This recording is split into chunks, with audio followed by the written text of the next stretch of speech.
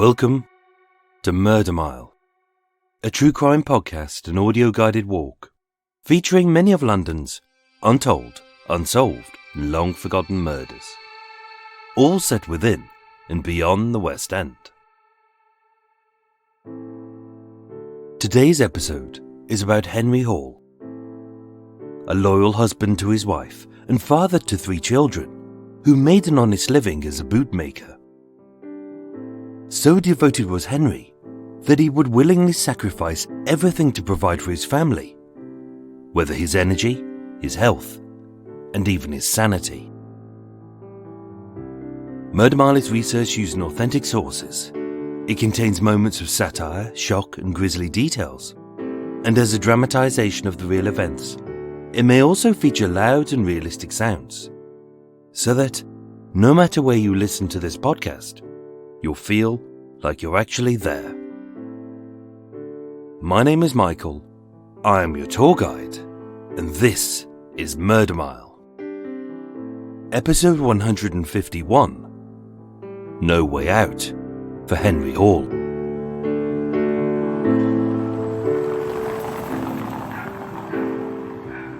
Today, I'm standing on Dean Street in Soho, W1. 10 doors south from the medical school, where London's Burke and Hare hawked a dead boy's fresh corpse for cold hard cash. 3 doors east of the senseless beating of baby Richard. We're just to the rear of Dutch Layer's death. And 5 doors north of the suspicious so-called suicide of the supposedly Peruvian priest. Coming soon to Murder Mile, the book. On the corner of Bouchier Street, at 65 Dean Street, currently sits Goldcrest, a post-production facility. Soho was once Britain's film and TV capital, but as most companies failed to adapt to the changes in the industry, some moved out and some were forced out, but most simply went bust. I worked nearby at 2 such companies. In one meeting, our producer barked, "Let's make a film about a disabled African football team who are all dying of AIDS." You know, the kind of big bucks blockbuster that audiences are simply crying out for. In another, being too thick to be original and desperate to leech off the fame of car modification show Pimp My Ride. For an hour solid, the creatives, in inverted commas, piped up with novel twists, like Pimp My Bedsit, Pimp My Dog, Pimp My Anus, Pimp My Pimp, and Pimp My Celebrity Chef Patio Makeover from Hell. But that is true of almost every industry. Fashions change, and if they don't keep up, they die. Back in 1887, 65 Dean Street was a 4-story lodging house inhabited by 6 working-class families. It was clean, safe, and occupied by skilled tradespeople, such as tailors, glove makers, seamstresses, cobblers, and bootmakers. On the 2nd floor lived the Hall family. They were good, decent, and loving. Like most families, they struggled to make ends meet as times were tough. But when times became too tough to bear, Henry's desperation would turn this doting dad into a danger. As it was here, on Friday the 8th of June 1877, seeing no way out from his abject poverty, that Henry did the unthinkable. Only what drove him to kill were his feet and his teeth.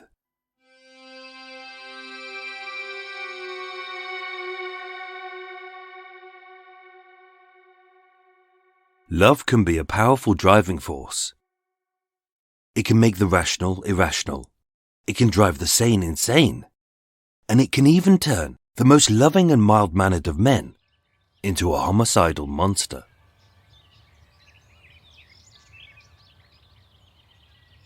In 1840, Henry was born in the Shropshire town of Ludlow. As one of several sons to a bootmaker and a seamstress, he was blessed with an unremarkable upbringing, being burdened by no more trials and tribulations than any other in that era. Built from sturdy country stock, he was raised with pride in his blood. Unlike the long line of men before him, he toiled to provide a good life for his loved ones. As a person, everyone described him as kind and attentive, with never a bad word said against him.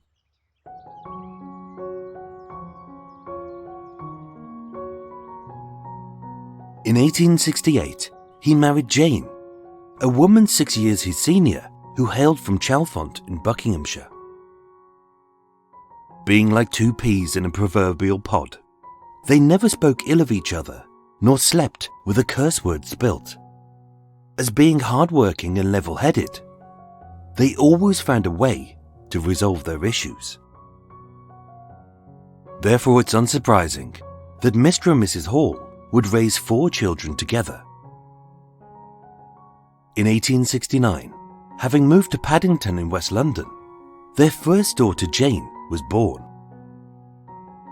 In 1871, the family moved to 11 King Street in Soho, and it's here that 3 more children were born. Frank in 1871, Annie in 1873, and Louisa in 1876.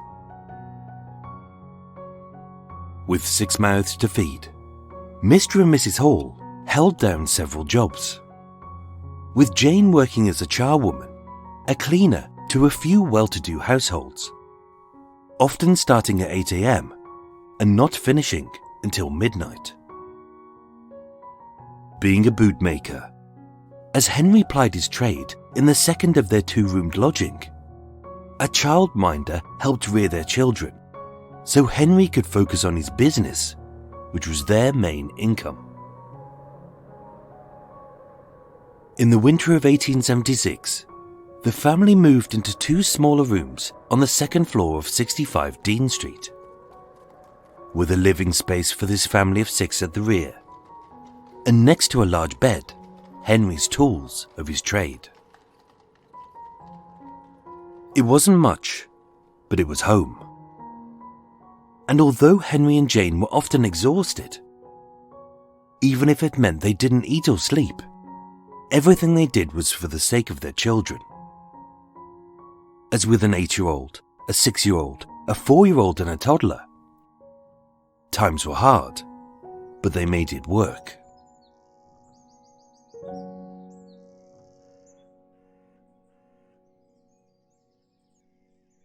Raised as a skilled craftsman, the family's main income had always come from Henry.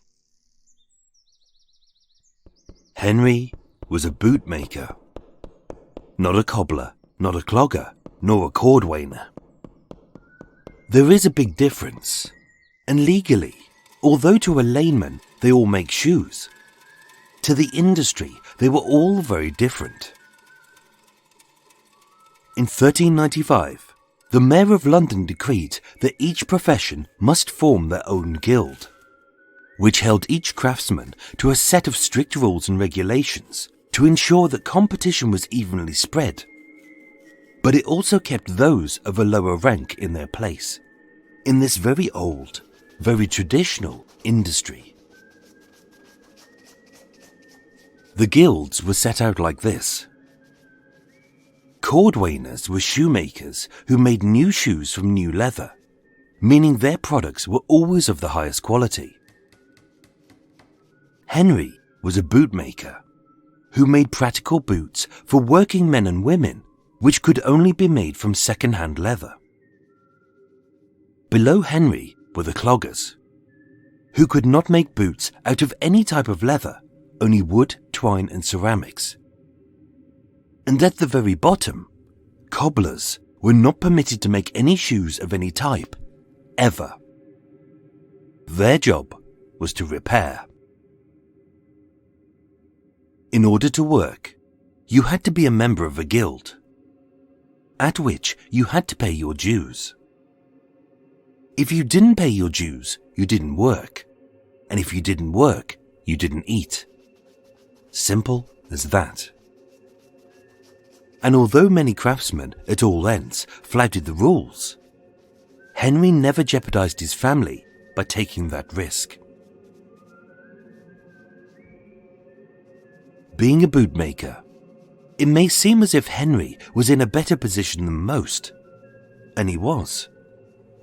But he could only succeed if there was more demand and less competition. Bootmaking was an ancient skill, handed down from father to son, which had changed very little in the last few centuries. But the industry was about to get a very rude awakening, owing to innovation. The 1870s were a difficult time for traditional craftspeople, especially in Soho, as not only were they surrounded by the high fashion stores of Oxford Street and Regent Street, but also times had changed. By the mid-1800s, shoemaking had gone from a cottage industry to a mechanized production. It began in 1812, when Mark Brunel invented the automatic sole fastener to supply military boots during the Napoleonic War. In 1853, during the Crimean War, Thomas Crick patented the riveting machine, which maximized production, and introduced steam-powered rolling and cutting machines, which precisely cut hardened leather to an exact template.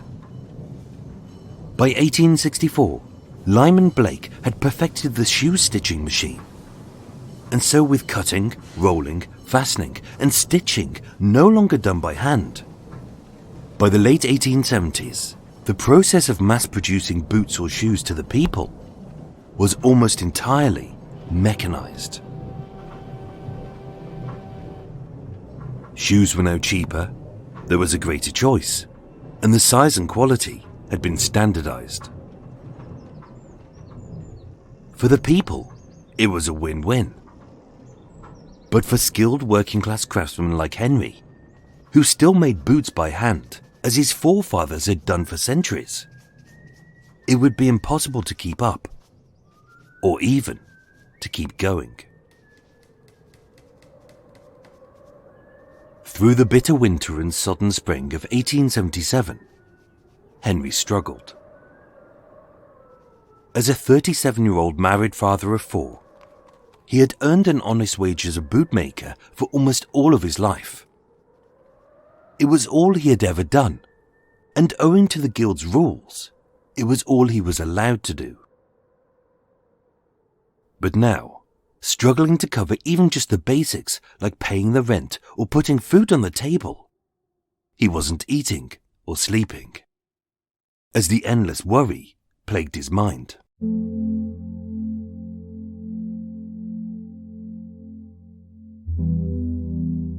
For the last 4 months, Henry had been suffering with chronic toothache.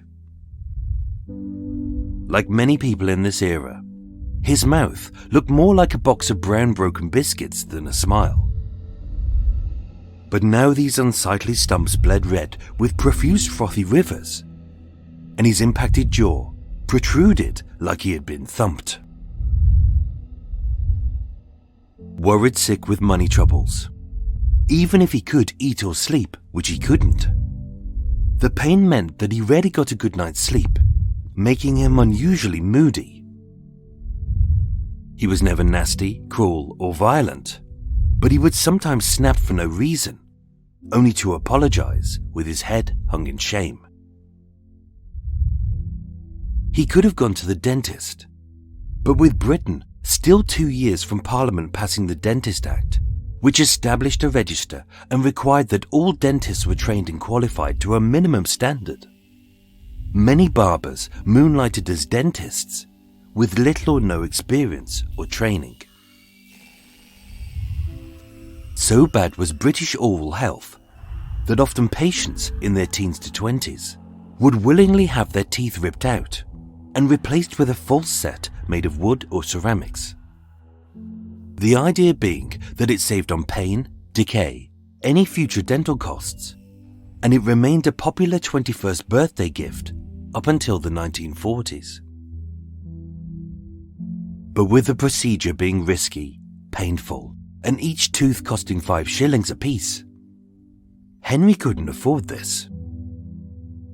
Besides, as a good, decent man, as bad as his pain got, his priority was always his family.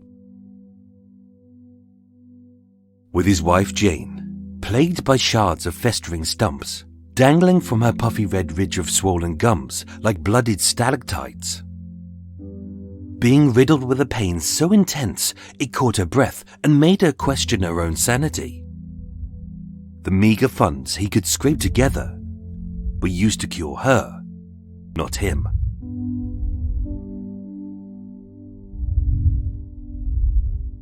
This was a rational decision, as if she couldn't work, they would all starve. But that would be the last rational decision he would ever make.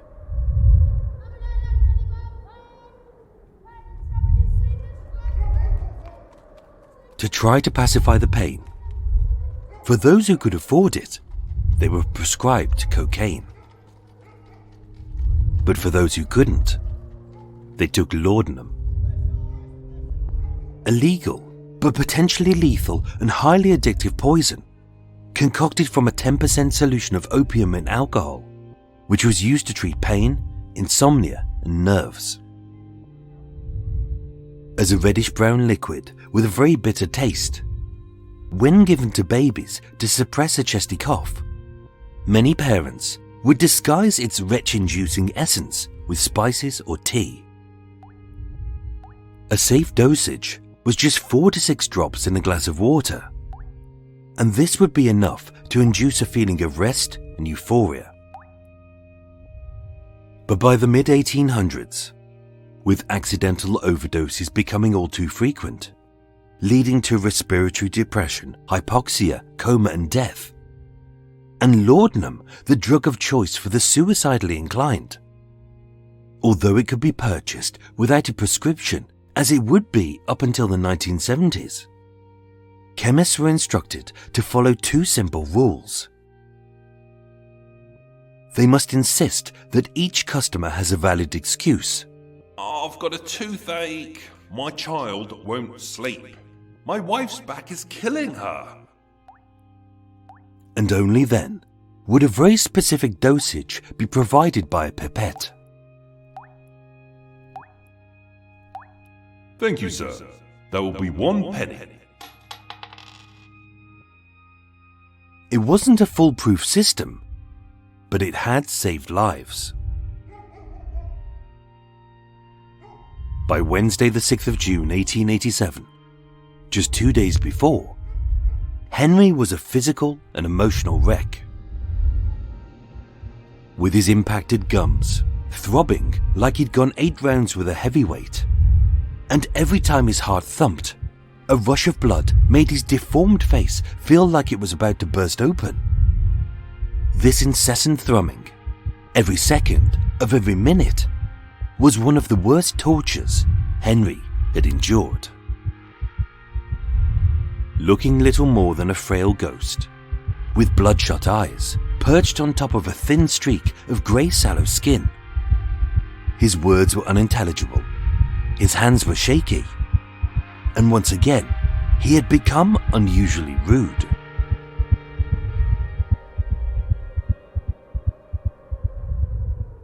It was rare that Henry ever lost his temper, but having shouted at his kids for barely uttering a peep, and having spat some truly foul words at his beloved wife of 9 good years, all because he hadn't the pennies to pay his dues at the Bootmakers Guild, and worried about the dire consequences this would inflict, he snapped. But again, he was never violent or cruel, and as a thick slick of quivering tears flooded his tired eyes, as always, Henry's heart fell heavy with regret, and he apologized. I'm sorry. I don't... I'm sorry. Henry Hall was trapped in a vicious circle which wasn't of his making. Unable to work, he couldn't earn, he couldn't eat, he couldn't sleep. And so the pain continued. Working harder, Jane scraped by 6 pennies to help him out, which left him with a very fateful choice: to pay his dues to the guild, or to buy some drugs for his pain. But unable to make a rational decision, Henry chose to do neither.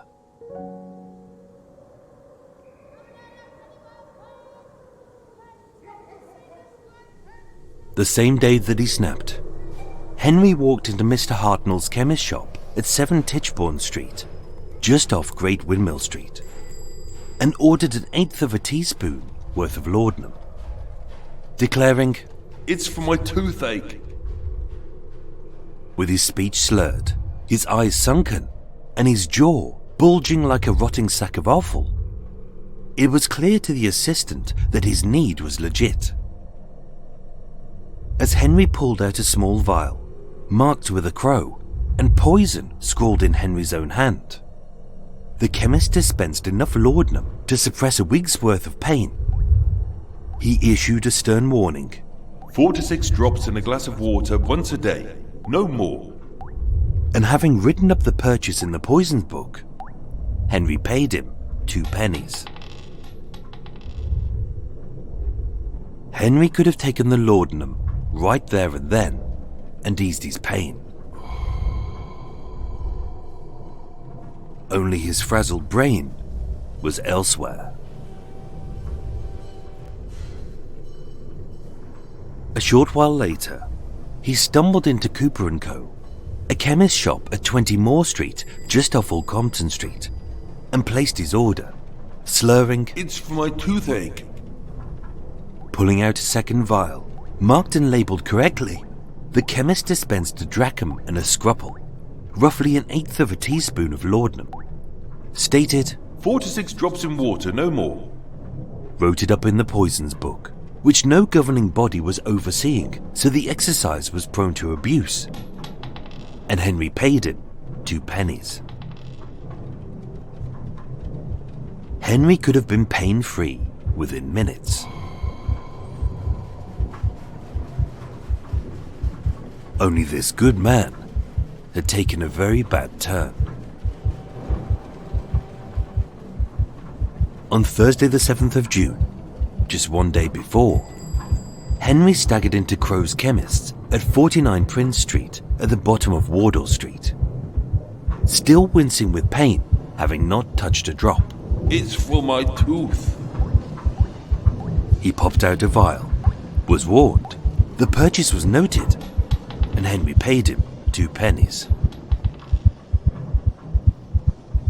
Henry now had enough laudanum to end his pain forever, and his life. Only seeing no way out, it wasn't his pain he was trying to erase.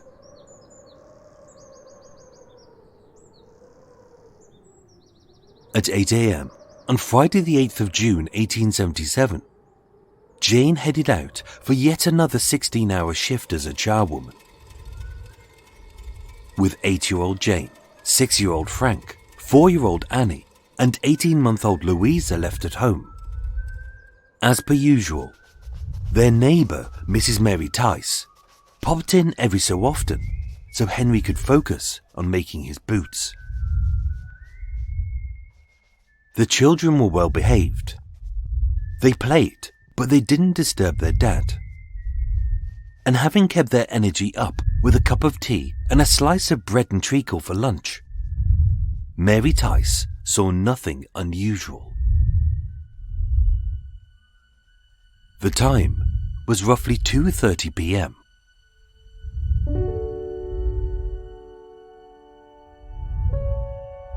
Their eldest daughter Jane would later state, "Father came into the room.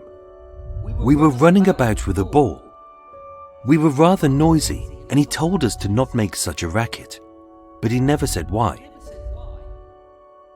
My mother had left a teapot on the table, and from his workroom, my father pulled a bottle. It was a bottle they had seen amongst his things many times before, one he himself had drunk from to make himself feel well. And now, this very bottle, which held the contents of 3 purchases from 3 different chemists, was held in the hand of their beloved father. A good, kind man who they all trusted. Into the remnants of the morning's cold tea, Henry poured the reddish-brown liquid. The baby was playing with us, Jane would state, of the little mite who was barely the size of a small bundle of rags. He took her into the back room. When he brought her back, I think I saw some sick on her pinafore. Laying his youngest on their shared bed, as his head thrummed louder, the baby began to wail. Only its cry was a tear-soaked sob which grew quieter and fainter as her little life slowly ebbed away. Being unusually grumpy, although their father was never one to strike them for misbehaving, not wanting to upset him any further, they did as he said. 4-year-old Annie was next. She did not like it. She said it was nasty stuff, but my father promised her a penny if she drank it, so she did. And never being one to turn down a shiny penny, Frank was next. Feeling woozy, and with a trickle of sick spewing down their chests, all 3 children lay on the bed. And as Jane, his eldest daughter, stared into her dad's dead soulless eyes, I told him I did not want any. Being bright, she wouldn't have supped from this bitter cup if it had been offered by anyone else. But as this was her father, a man she could never believe for a single second had an ounce of hate in his heart, or would ever wish her dead, I drank from the same cup. It tasted nasty, and I was sick. And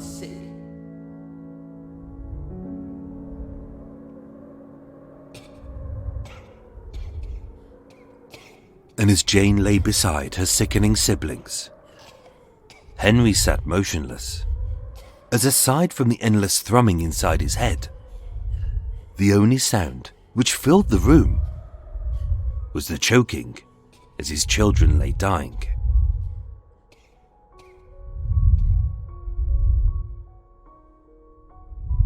But again, never being a violent or cruel man, as a slick of tears flooded his tired eyes and Henry's heart fell heavy with regret, he apologized and ran out, sobbing, I'm sorry, I'll fetch Mother.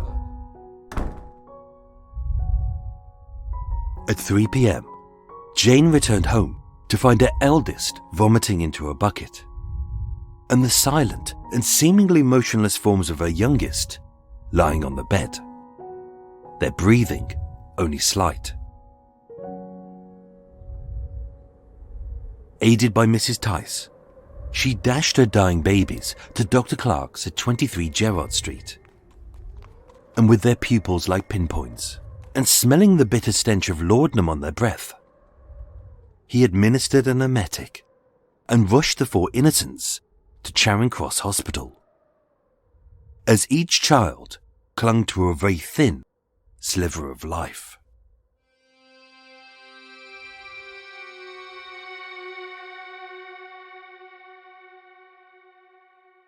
Poverty had driven their doting father to murder them. In an exhausted state of confusion, He believed he was doing the right thing to spare them from starvation. And although his poverty had been the overriding reason that Henry had made this irrational decision, it was also the reason they survived. Had he poisoned himself, he would definitely be dead.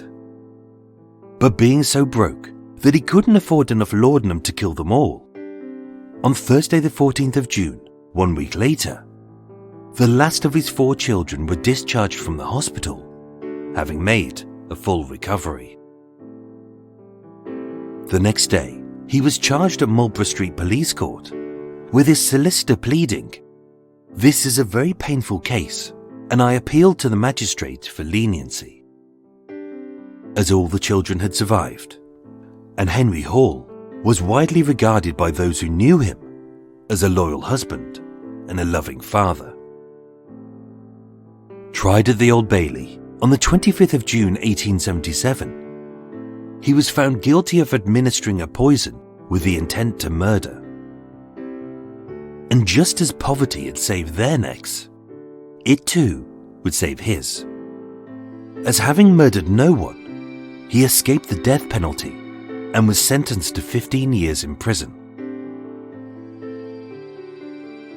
Being a good mother, Jane moved her children a few doors away to 13 Little Dean Street. And although she never remarried, all 4 of her children went on to live long and to live well. But they would never again see their beloved father.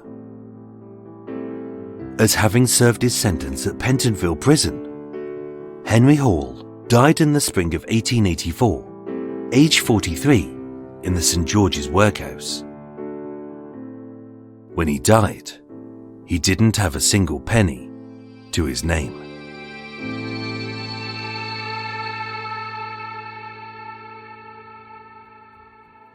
Ladies and gentlemen, thank you so much for listening to Murder Mile. As always, if you like a little quiz, a lot of waffle, the sound of a kettle brewing, and a cake which you can't see or smell, stay tuned till after the break for more info on this case in Extra Mile. A big thank you to my new Patreon supporters, who are Grace Soria and Pam Kitchens. Thank you for supporting the show, it's very much appreciated. Plus a thank you to Nicola Smith for the bag of chocolatey goodies sent to my PO box, yum! And of course, everyone who leaves lovely reviews of Murder Mile on your favourite podcast app. It really is very much appreciated. Murder Mile was researched, written and performed by myself, with the main musical themes written and performed by Eric Stein and John Book's Cult with No Name. Thank you for listening, and sleep well.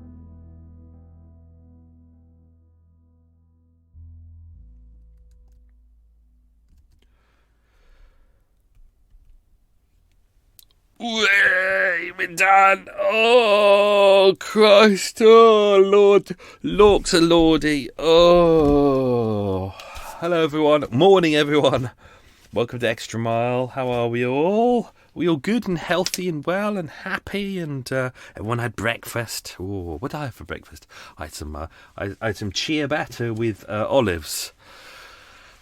And in a second I'm going to have a cake. Of course I'm going to have a bloody cake. That's what I do. That's my thing. That's my thing. Let me just open up some windows a little bit. Oh, look, sunlight. It's really foggy out today. It's one of those days where it was bitterly cold last night. Hang on, I'm just going to put the kettle on. It was bitterly cold last night. And hence it's outside right now. It's all foggy and horrible. Let's put that in there. Forgot to get my cup. Get my. I'm going to try out one of these 3-in-1 coffee things. It was in the package that Nicola sent me very kindly, and I've eaten everything now. I would say it probably took me about 2 days because I'm a bit of a pig. But in there this is a Nescafe Frothycino 3-in-1. So apparently I don't have to do anything with it. Ooh, one foot has gone really cold. Got one really cold foot. Anyway, that's on. I've got myself a nice Bakewell tart that I'm going to eat from the bakery up the road. They do some really nice ones. Last night I had some I didn't know what they were. I just said the chocolate things, and I had them, and they were chocolate truffles, and they were very nice, very nice. Anyway, but yeah, it's gone cold outside. So last night, I thought to myself, let's test out the heater, because I've got a wood and coal burning stove in my main cabin where I sit and do all my work. And I thought, let's just put in some stuff in there just to test that it's still good, that I cleaned out the chimney. You've got to make sure that it smoke doesn't billow back in, which it can do, and CO2 and things like that, and you've got to make sure that everything's safe and fine. So I put some stuff in there, like some logs and some kindling and stuff. And I thought, I just shove that and just check that it works. And then it seemed to be going well, so I put in a little bit more. And then I put in some coal. Then I thought, bollocks to it, I'll just have a fire. So I had my first. I normally wait till December, but it's gone so cold in the evenings, like really bitterly cold. I just thought to myself, I've got enough coal and logs to last until doomsday. So let's just do it. Let's just put a little fire on. And it was nice. It wasn't too hot. I've just blasted it up a bit, so it's still a little bit warm in here, and it's nice, and it stops the condensation as well, which is good. But when it gets to real winter, I've got my hot water bottles. I've just found them again and gone, it's winter time. I have my big hot water bottle and my little hot water bottle. It's very nice. So what else is going on? Outside, coots are... there's a little canoe outside that they like to sit on, a little green canoe, and they're fat coots, and it's starting to sink, and they're sitting on the front of it, and it's kind of... it's tipping the canoe slightly, and it's filling up with water, but the coots don't care, and they just sit there and they have little fights between them, as coots do, because they're a bit thick. Also in front of me is a little hedge, and behind it is normally a little tabby cat, and the tabby cat peeps through the hedge, and she keeps staring at the two swans swimming past, which is always good fun. It's nice to see them. But either way, I'm kind of still stuck here a little bit. The lock... It's going to take a couple of weeks to fix. Just get in the kettle, give this a stir. Oh yeah, look at that. Requires nothing, no effort. There we go, give that a little bit of a stir. Seems quite thick and frothy. Bakewell tart, ready to go. Look at that. I'm saying look at that, but you can't see it, can you? It's a bit pointless. It's nice. It's probably about an inch high. I'm probably about... inch high, yeah, and probably about 3 or 4 inches wide. Just got a nice glacé cherry. I know everyone doesn't like glacé cherries, but I do. I like the sweet stuff. The lock's not going to be open for a while, so I'm stuck here for a bit, but it's not too bad. I'm near-ish to town. I'm in between two good bakeries. I'm near a petrol station, which is good because I have because I can't connect up to our mains. So I have to use a generator if I need power. What else is going on? Just keeping busy, really. Keeping busy. Ploughing on with the Murder Mile book, which is all very exciting. I'm hoping that should be ready by summertime. Summertime. That'd be exciting. So I'm working through that. There's lots of interesting cases that have never made it to Murder Mile before. There will be some cases that we've covered before, but they're different angles on it. Just lots of exciting stuff. So we're ploughing through that. So long way to go, a lot of work to do, but I'm enjoying the work. So that's all good.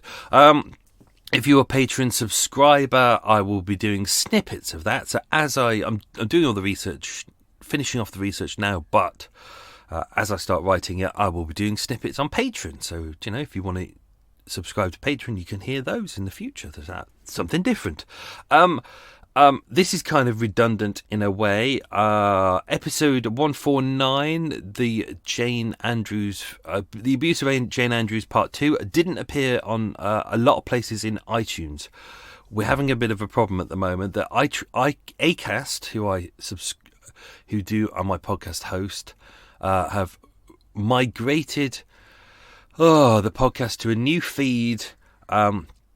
It went through iTunes on the Thursday, hence everyone who listens to iTunes seems to have got it, but then it disappeared off iTunes, but it is still in there. It's in the feed. It's not appearing in the library, which is really annoying. So I'm stuck in the middle of a real argument between Acast and iTunes, both of them saying, well, it's not our fault, but it's one of their faults or both of their faults, and they're not admitting to it. So I'm stuck in the middle. So I know it's frustrating for people out there saying, oh, where's this episode? I want my episode. even more annoying for me, because don't forget, if people that can't listen to an episode, I lose money. This is how I make my income. So it's really frustrating, especially for Acast and iTunes, who are kind of going, oh, it's not really our fault. It's like, yeah, but I'm the one who's suffering the consequences.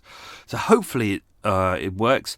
As of tomorrow, when I'm recording this, episode 150 goes out. I hope that makes it. If not, this one might not make it either. Either way. Anyway, iTunes is a sack of shit. I hate it. I really do. So if you listen to your podcast via iTunes, maybe have a backup. I have two. I have backup podcast apps. You don't need to subscribe for everything. You just, if one doesn't work, you can just go, like, I have Podcast Addict. I also have Podbean and Google. I've got Acast, obviously, as well. And if I can't listen to one episode on there, I just go, fine, I'll use a different app. You don't need to be loyal to one app. You can just, if you need to listen to an episode, just go, fine, there's about 1 billion apps out there, I'll use a different one. I've got 3, and it doesn't cost you a penny either way. So, right, okay, that was exciting, wasn't it? It was dull and exciting. Let's do the quiz. Let's have a slurp of it's frothy coffee chino. Right, question number 1. What county and or town did Henry come from? Question 2. 3 of Jane and Henry's children were born in Soho, but where was the eldest born? Are these difficult questions? I don't know. 2 of them I had to come up with at the last second because I forgot to do them. Question 3. Henry was a bootmaker, but what could a cobbler... Read the words, Michael. Henry was a bootmaker, but what could a cobbler do that Henry couldn't? Question 4. Which is the nearest murder case to 65 Dean Street? These were mentioned at the very start of the show. Question 5. What percentage of opium is laudanum made of? Question 6. Which 2 wars helped revolutionise the mass production of boots? It's all been very exciting. I had to compile a history of boot making in the 18th century in order to write this episode. But it was interesting. I think that's the thing. It's interesting to know. I think there's too many podcasts out there. I mean, there's too many podcasts out there anyway. But there's too many out there where people are just so focused on, the murder. How did the murder do it? What knife did he use? How did he do the killing? All that kind of shit.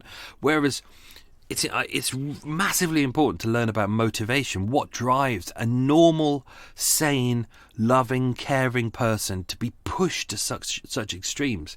And if you understand where they're coming from and you understand what their stresses are, it really does make sense to kind of do a history of, especially given the fact that he makes his living out of being a bootmaker, so you have to understand where he's coming from. So that was interesting. Where did I get to? Question 7. What's the difference between a cordwainer and a bootmaker? Question 8. What is the name of Henry and Jane's youngest child? Question 9. What did the kids have for lunch on the day of the attempted murder? And question 10. What symbol was on the vial of poison? Ooh, exciting. Right, we'll answer those very shortly. Let's dive into some stuff. And we'll dive into some stuff, and I'll try not to ruin some questions. I've been good recently, but sometimes it does happen. According to the 1871 census, they were all living on King Street in Soho, which is just off. It's basically where Charing Cross Road is now. This is also the same area. This was the last place that baby Charlie Chirgwin had his last proper bed. This was before his mum tried to take him to the first workhouse, which rejected him. In 1871, Henry and their children, I can't say their names because that's part of the quiz question, they were living in a room. They also had a 53-year-old lodger called Catherine Collins from Dublin. In this era, you could have, if you rented out a lodging and you were paying like so many shillings per week for you and your family to live there, it was your right. You had the right to kind of get a lodger into your room, even though you're a lodger in that room. So that's why they had a lodger there as well. There were two other families in the house, Edwin and Henry Collins, who were father and son cook. One was a cook, one was an errand boy. There was also a single mum called Sarah Holman, who was an envelope folder. Fascinating. She was a single mum with a young daughter and a young son. By 1877, they had moved to 65 Dean Street in Soho. Unfortunately, all of these buildings have long since been demolished. Bouchier Street, which later became Little Dean Street, which was originally Milk Alley. We heard about that with the I almost said the name of the person who was murdered. We heard about this story before. Unfortunately, all of these buildings have long since been demolished. There was a massive, there was a V1 rocket that hit Old Compton Street, which you'll learn more about in Murder Mile, the book.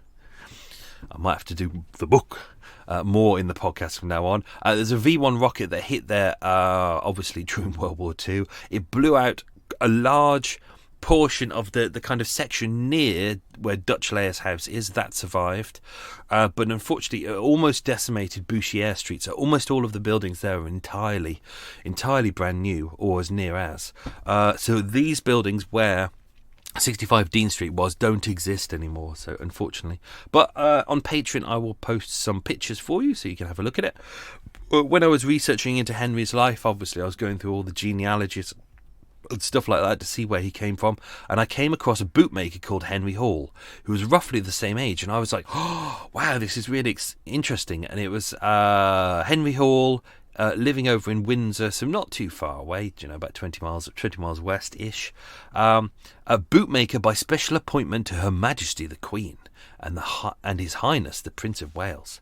Ooh, and I was like, ooh, this is really exciting. He's gone from being a country boy to being a bootmaker to the Queen, and then all of a sudden he's living in Soho and he's impoverished. Unfortunately not. There were two bootmakers exactly the same age at the same time, living in roughly the same area. I was going to put it into this story about how you've got one Henry Hall who's doing incredibly well and one Henry Hall who's kind of struggling a lot. The big Henry Hall, because he was not a bootmaker, but he was the other one that we're not allowed to talk about because that's part of the quiz question. He was doing incredibly well because he had all the best equipment, and he had, it's all the hand stitching and all that. All the posh people love that. Like most of us now, like our shoes are all mass-produced crap. And the only things that kind of the slave labour that they have to do that, they don't do any of the stitching. They just stick the crap on and put the labels in and crap like that. But some people still do have handmade shoes. My dad has handmade shoes, but only because he has dodgy feet. But he did say ages ago, he was like, you should get a pair of handmade shoes, because he said they don't cost much, and he said it's like wearing slippers outside. He said they're just wonderful. They're really comfortable. And you can call them up any time. They have your measurements, and they go, "Can you make me a new pair of shoes?" And apparently they're really nice. But that's the difference. So their toothache. They all were suffering with toothache. The kids not so much, because they were kind of younger and their teeth were kind of, still coming through and things like that. Kids' teeth fall out every 6 seconds. But Henry and Jane both were suffering with kind of impacted toothache at the time. As mentioned at the time, I think I mentioned this in another episode, that people would often get their teeth ripped out if you could afford it and have them replaced with wooden teeth, which is why I think a lot of us kind of had grandparents who all kind of wore false teeth. And I always thought it was because, when you get older, your teeth start falling out, but it's not. There was, in the 1920s, 30s and 40s, it was kind of a thing, because tooth decay was quite a bad thing, especially as more sugar came into our diet, and British people weren't that good at going to the dentist or looking after their teeth, so many would just have their teeth ripped out and replaced with either wooden or ceramic teeth. there is even in 1899, Dr. Mounsley of the Chelsea Hospital was still using a technique where he would round the tooth to be drawn and fasten it with a strong piece of catgut to the opposite end, of which was fastened to a bullet, with which it says a strong dose of powder he charged the pistol. So therefore he used a gun being fired to rip a tooth out of a head, and that was being done by Dr. Mounsley of the Chelsea Hospital. Lovely, great. But as you can appreciate, Henry doesn't have the money, hence he really can't go to the doctors. Their lives seem to have been a lot better a couple of years before. When they were in King Street, they seemed to have bigger rooms and enough of a space that they could hire a lodger. But when they moved into Dean Street, these were smaller rooms. They couldn't afford, they hadn't got the space to put a lodger in. Henry also seemed at some point in the past to have had more access to laudanum, because his eldest daughter makes reference to the fact that she often saw bottles similar to that in and around his workroom, but he didn't seem to have much access to it recently. So we don't really think that he was kind of a bit of a dope addict at the time, because everyone said he was a good, decent man, and he didn't seem off his tits all the time. He just seemed to be struggling. So he obviously seemed to be struggling with his teeth for quite a while, but him and his wife had access to kind of the drugs when they needed it. But as kind of times got harder, he had less access to laudanum. The attempt of the murder itself, most of the evidence for this actually comes from the eldest daughter. I think her name is one of the questions, so I won't say it. But she was only about 8 years old. But she seemed to be the one who gave the most testimony. So pretty much everyone there was saying, she's a smart girl. She's very bright. So her testimony became the kind of the things that the prosecution and the defence used a hell of a lot in this case. Let's see what she said. He then gave me and Frank and Annie some stuff to drink. I don't know whether he gave any to the baby. She would later say that he would. But of the three of us, he first gave it to Annie. He actually gave it to the baby first. This took there were two kind of. She gave evidence at the Magistrates' Court and the Old Bailey, so they were able to clarify it a little bit better then. I saw my father pour the stuff from the bottle into a cup. Annie said she did not like it. It was nasty stuff. Before my father gave it to her, he said he would give her a penny. He had 3 bottles, I think. I think he put them in the back room. Frank, this is the thing. Frank, who was their only son, asked his father to give him some as well. He seemed to see the other kids being given something from a bottle and being given a penny, and he didn't want to miss out. So Frank was like, oh yeah, I'll have some of that. Me. Frank drank it and said he did not like it. He thought it was tea. After he took it, he was sick. My father next gave some to me. I told him I did not want any. He got it from the bottle, and I drank it from the same cup. It tasted nasty, and I was sick.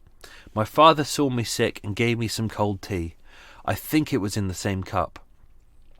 While I was sick, my father took my reading book and sat down in the armchair and read it. But not for long. He then put on his hat and went out, and I did not see him again. This was the point when he realised that he'd made his mistake. I've got another bit down here where she goes, he realises what he's... Oh, here it is. After he gave us the stuff, he said he was going to fetch Mother. I'm sure of that. I don't know whether he said that at a police court. My mother came. My father fetched her. So obviously she's working multiple jobs, and he went around all the different houses that she was working at to try and find her. I didn't put this in the story because it kind of throws it off a little bit, but it's kind of weird in a way. Henry didn't go and find a doctor. He didn't go and call the police. He went to go and find Mother. I know that she seems to be the little bit more senior one in the family. She's the older one as well by about 6 years. So whether she's the one that rules the roost, I'm not too sure. But or whether he's more of a kind of a man-child in his own way. But he didn't go and get a doctor at all. It was he got mother dealt with it all, and he kind of disappeared. We're not too sure what happened to him. He kind of just ran away. He was found. I'll get to this bit shortly. He was found not too far away, but he seemed to be hiding. So he went off and found her. He gave her the keys to the room. Mum went in with Mary Ann. Is this one of the questions? I don't think it is. Mary Ann Tice, who was the neighbour who was kind of the childminder. They went in there. They found all the kids in there, all very pale, all very sick, all spewing up. Instantly, they decided to take them to Dr. Clark, who was at 23 Gerrard Street. So Gerrard Street is basically where Chinatown is now. This is 2 streets away, if that. You basically go over Shaftesbury Avenue and it's there. So it was like a 2-minute walk. So her and Mary dragged the kids. The kids were barely able to put down their legs. They were kind of stumbling. As mentioned, their eyes were kind of wide. Like pinholes. They couldn't pick up their legs. Their breathing was really laboured. Interestingly, all the kids were different in a way.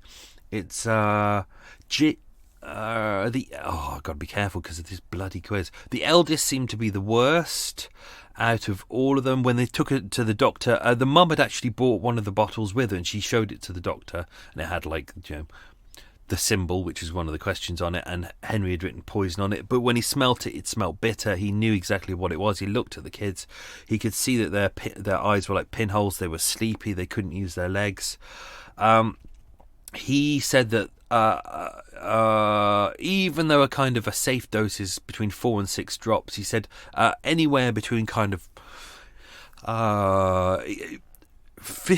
to 20 doses would be pretty bad, but 30 to 40 would be absolutely fatal. He said they definitely had a large dose, but he couldn't calculate exactly how many doses they'd had because he didn't know how much was in the bottle, and it was mixed with tea as well. They were taken to Charing Cross Hospital, which is not too far away. This was where right by the baby battery of Bedfordbury. The resident medical officer was Percy Stedman. He said the little girl was brought in. She was holding her mother's hand and staggering. She was intoxicated. The boy seemed very tired, but nothing very noticeable. I looked at their eyes. The pupils were both very contracted, especially the girls, which were contracted to pinpoints. That would be caused by a narcotic such as laudanum, and that would account for the intoxication. They both vomited perfectly clear saliva, which he said was a natural reaction to the poisoning. But they all seemed to do well. The little baby didn't seem to be that badly affected, so maybe, as mentioned, because the baby had sick down its top, maybe the baby basically just puked it up straight away, or the father didn't give that much to the baby. It was kind of the eldest daughter who seemed to be the worst off. But all of them were discharged eventually by the 14th, which is almost a week away, and they all made a full recovery, which is great. Evidence was pretty simple. Police went into the room. Inspector Turpru, he went in and he saw the bottles of laudanum marked there. He went round all of the... You can hear Coot being a noisy little bastard. He's having a fight with the other one and going, "Oh, this is my canoe. Get away from my canoe, little bastards." The police went around all the chemist shops around, and obviously all the chemist shops were required to write the name of the person and how much laudanum they'd got. And when they looked, they were able to see that Henry Hall had been to 3 different places, and he got a drachm and a scruple of laudanum from all of them. So, and even though this was a lot, he could have killed himself with that. It wasn't enough to kill all of his kids, which was a blessing in a way. PC Alan Reed, policeman 113, at about 8 p.m, he found Henry at the Watchorn Public House on Westminster Bridge Road. He said he was quite sober, and he told him that he was going to take him to the police station, which he did. He put him in a cab and took him to Vine Street Police Station, which is it was at the back between off Piccadilly Circus, between Piccadilly, where kind of the Waterstones and BAFTA is, and then Regent Street. But it doesn't exist anymore. They demolished it years ago. But this Vine Street pops up a lot in Murder Mile, the book. I wonder if they can put that inflection on the book. That would be very nice. So, as mentioned, he was taken to Marlborough Street Police Court the next day and charged. Everyone said that he was kind of quite depressed. He sat there, he didn't really say a lot, he couldn't talk to anyone. He was charged with attempting to poison his children. And as mentioned,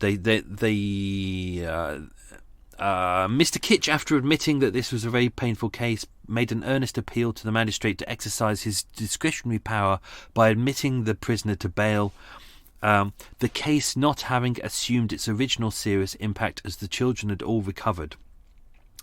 Mr. Newton said it was a case of attempted murder with which the prisoner was charged. He thought he should not be doing his duty if he admitted the prisoner bail and refused the application. He then committed the prisoner for trial at the Old Bailey. It's a very simple trial. The full charges were breaking the peace, wounding, and feloniously administering poison to the eldest of the children with intent to murder. As with the Denmark Place fire and the Blackout Ripper, in this case, if you've got multiple charges which are identical, so in this case he tried to poison 4 different people, you don't have to charge him with all 4 poisoning cases. You just charge him with one, and the idea is if he's found guilty of the one, therefore he's guilty of all 4, which kind of makes it easier than doing 4 cases. And he was sentenced to 15 years penal servitude, which he served at Pentonville Prison, just over in King's Cross. And died not long later. He lasted another 7 years. That's that. What else? Did I write anything else? Oh yeah. So the family moved a couple of doors away to 13 Little Dean Street. The mother was still a charwoman. The kids by that point all seemed to be doing well. I checked a couple of years later, but they all seem to have kind of drifted apart and gone about their own things. Jane, the mother, never remarried. She was the head of the household. She had taken in a lodger called William Ring, who was about 40, which was roughly the same age as Henry, who was also a bootmaker from Somerset. I did look at that and go, ooh, that's interesting, but wondering whether they married, but they didn't. He was just a lodger. So that was that. Let's do the answers to the questions, and while we do that, I'm going to have a swig. Don't know whether that works. Does that work? Coffee and a hot chocolate cappuccino mix. I don't know. Questions. Okay. What county or town did Henry come from? He came from Ludlow in Shropshire. Not too far where I come from. And also where John Challis, Boise from Only Fools and Horses came from. I know that because I worked with him many years ago and he was very lovely. Question 2. 3 of Jane and Henry's children were born in Soho, but where was the eldest born? The eldest was born in Paddington, West London, and that was Jane. Question 3. Henry was a bootmaker, but what could a cobbler do that he couldn't? According to the rules of the guild, a cobbler could mend shoes, but Henry couldn't. Question 4. Which is the nearest murder case to 65 Dean Street? Almost said Bean Street. Which is the nearest murder case to 65 Dean Street? Almost let slip in the extra mile. It was the beating of baby Richard. Literally is a couple of doors down. In fact, Jane and her family moved a couple of doors nearer to where baby Richard was, but this was the difference is about 25 years difference, so they wouldn't have known each other. Question 5, what percentage of opium is laudanum made of? It is a 10% solution. And you could still get laudanum in the chemists without prescription up until I think it was 71 or 72. Question 6. Which two wars helped revolutionise the mass production of boots? It was the Napoleonic Wars of 1812 and the Crimean War of 1850. I think it was 52 to 53. As you appreciate, lots of soldiers. They needed thousands and thousands of pairs of boots ASAP, and they needed a high turnover because boots were being worn out fast. So they needed a way to make boots fast, and that's what did it. Question 7. What's the difference between a cordwainer and a bootmaker? A cordwainer makes new shoes out of new leather, and a bootmaker uses second-hand or less high-quality leather. Question 8. What is the name of Henry and Jane's youngest? It was Louisa. Question 9. What did the kids have for lunch on the day of the attempted murder? Ooh, I just did a fart. Sorry about that. Cool. Question 9. What did the kids have for lunch? Hopefully not that. What did the kids have for lunch on the day of the attempted murder? It was a slice of bread with treacle. Lovely. Question 10. What symbol was on the vial of poison? It was a crow. There you go. Exciting. So that's that. Hope you enjoyed that episode of Murder Mile. I hope many of you got to listen to it. Obviously, if you listen to this via iTunes, fuck's sake, give in. I give in with iTunes sometimes. Anyway, that's that. Hope you all enjoyed that. Have yourself a good week. Next week, we will be back with another episode, a single episode. Have a good week. Stay safe. Be good. Lots of love. Bye.